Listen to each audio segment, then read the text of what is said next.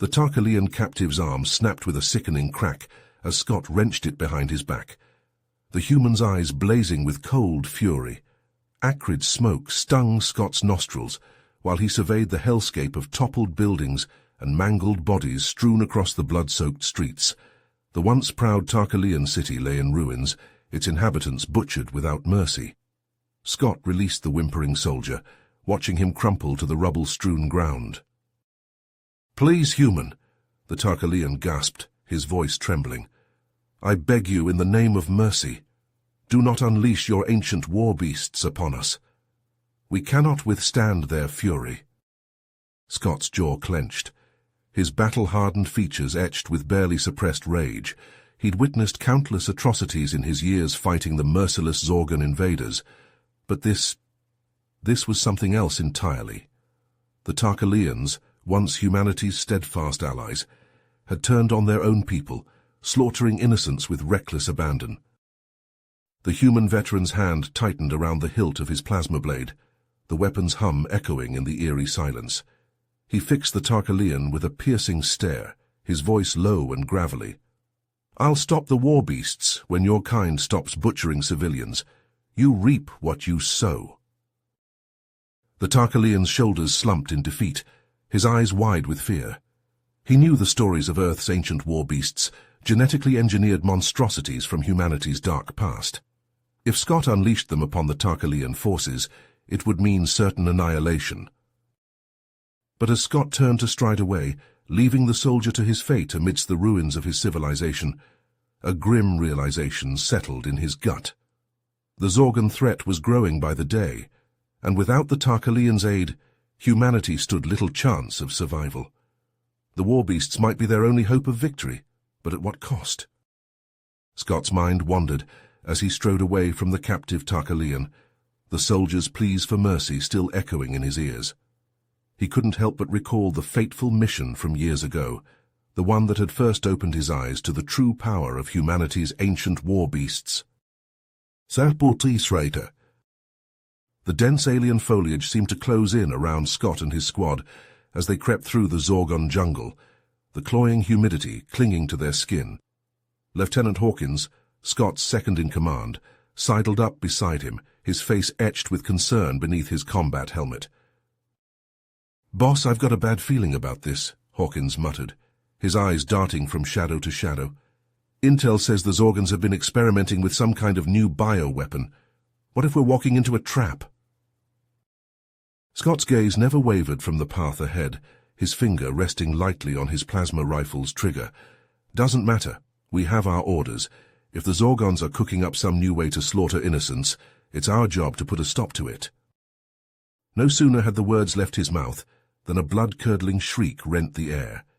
The jungle exploded into chaos as a horde of nightmarish creatures burst from the undergrowth, all fangs and claws and razor-sharp spines, their misshapen bodies the product of twisted Zorgon bioengineering. Scott and his men opened fire, the crackle of plasma fire filling the air as searing bolts tore through the creature's flesh. But for every monstrosity that fell, two more seemed to take its place, surging forward in a relentless tide of tooth and claw. One by one, Scott's squad fell, their screams of agony ringing in his ears as the abominations tore them apart. Soon, only Scott remained, his armor shredded, his weapon running low on charge. The creatures circled him, their malformed jaws slavering, ready to rip him limb from limb. But just as they tensed to pounce, a deafening roar shook the jungle, freezing the Zorgon horrors in their tracks. Scott watched in stunned disbelief as a massive, shaggy beast emerged from the foliage, its eyes blazing with primal fury. A war beast, one of the genetically engineered super-soldiers created centuries ago to battle the Zorgons. With a howl of rage, the war beast charged, tearing into the abominations with its bare hands. Claws raked, jaws snapped, flesh tore. The jungle floor became a slaughterhouse as the beast rampaged through the enemy ranks, its strength and savagery unmatched. In mere moments it was over. The Zorgon monstrosities lay broken and lifeless, strewn across the blood-soaked ground. The warbeast turned to face Scott, its eyes meeting his in a moment of silent understanding. Scott nodded slowly, a grim smile tugging at his lips despite the horror of what he'd just witnessed. He knew he had just seen firsthand the power of humanity's ancient warriors, a power that might be their only hope of turning the tide against the Zorgons.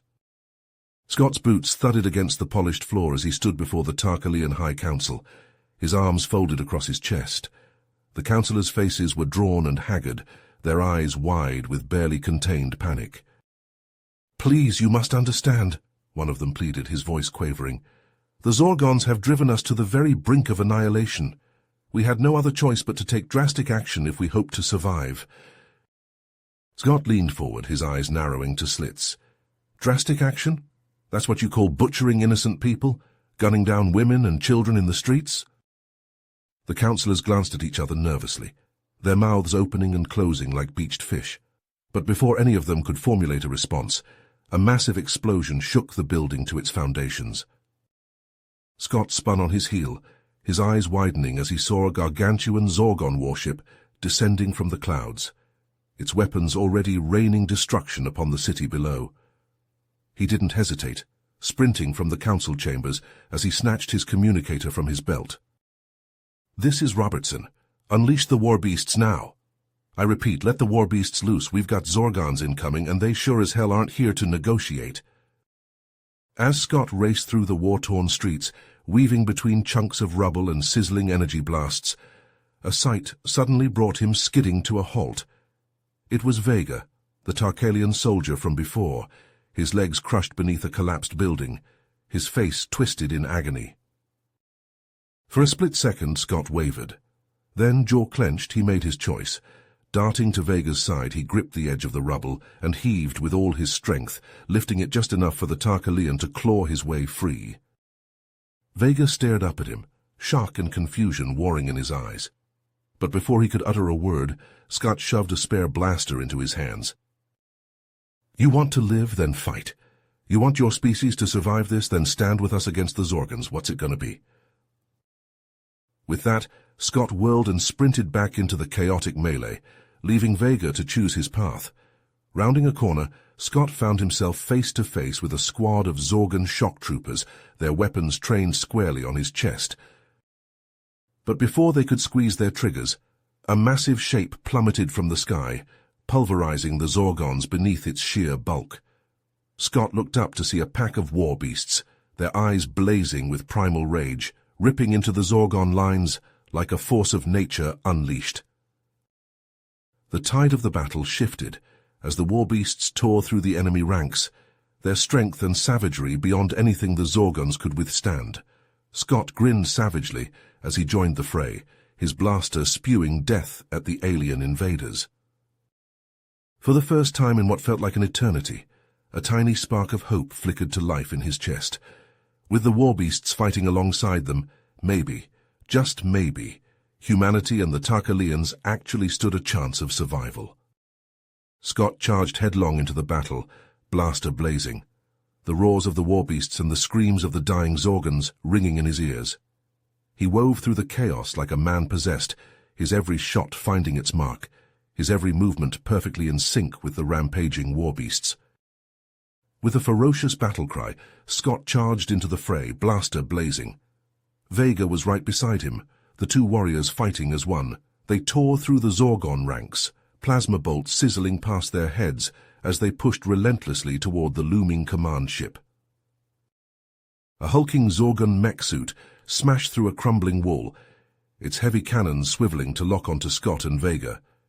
They hurled themselves behind a chunk of rubble as a hail of energy beams ripped into the ground, sending chunks of stone flying.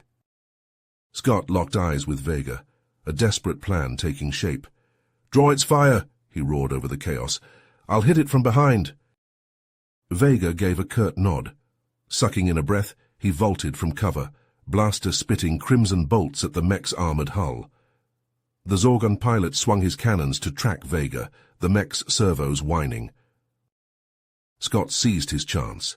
He sprang onto the mech's broad back, combat knife flashing.